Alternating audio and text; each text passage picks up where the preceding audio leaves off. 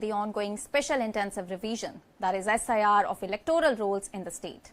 A trained advocate, Banerjee sought permission to address the court herself, citing concerns over transparency and fairness. She told the bench that the SIR was being misapplied, creating fear among voters and selectively targeting individuals, potentially affecting the upcoming West Bengal Assembly elections. SIR in Bengal is only for voter deletion. Justice is crying behind closed doors, she said. Well, at the start of the hearing, Banerjee requested 10 minutes to clarify facts directly to the bench. While the court noted she already had an experienced legal team, she insisted on arguing herself, stating, "We are not getting justice anywhere. When justice is crying behind closed doors, the court becomes the last hope." She also highlighted that she had written 6 letters to the Election Commission, raising concerns but received no response, questioning how ordinary citizens could expect their grievances to be addressed if even a sitting chief minister was ignored. Well, Banerjee argued that the SIR process was creating fears of large-scale manipulation in the voter list, posing a serious threat to democratic fairness, emphasizing that the issue went beyond her party or state.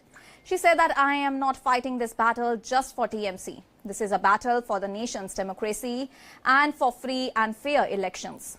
Poor people shift to another place, but even their names are being deleted. Only Bengal is being targeted. They are asking for another certificate along with Aadhaar. No such rules exist in other states. My question is why SIR only in Bengal and not in Assam?"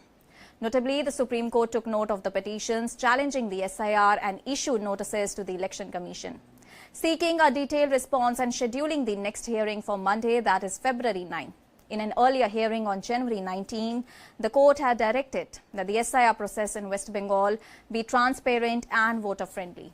The Election Commission was instructed to publicly display names flagged for logical discrepancies at Gram Panchayat bhavans and block offices, which would also allow voters to submit documents or raise objections. Well, all these discrepancies linked to the 2002 electoral roll include mismatched parent names or unusual age gaps. Nearly 1.25 crore voters in the state were categorized under such discrepancies.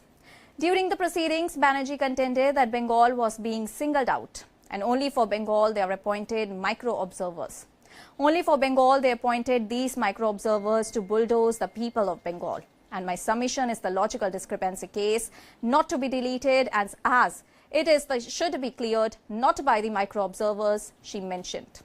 She also criticized the accelerated timeline of the SIR being completed in just 3 months instead of 2 years and requested that the assembly elections be held using the existing 2025 voter rolls.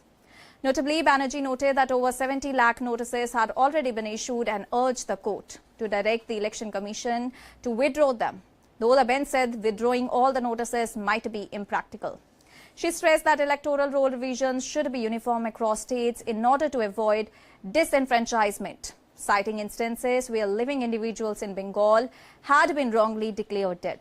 The Supreme Court issued notices to the Election Commission and expressed concern over the extensive monitoring through micro-observers. Banerjee became the first sitting chief minister to personally argue before the apex court. The ruling TMC welcomed the development as a big win. The next hearing is scheduled for February 9 and the final electoral roll, initially due February 14, may be adjusted based on the court's orders. That's all for now. Stay tuned to the Savera for more updates. Do like, comment and subscribe to the channel.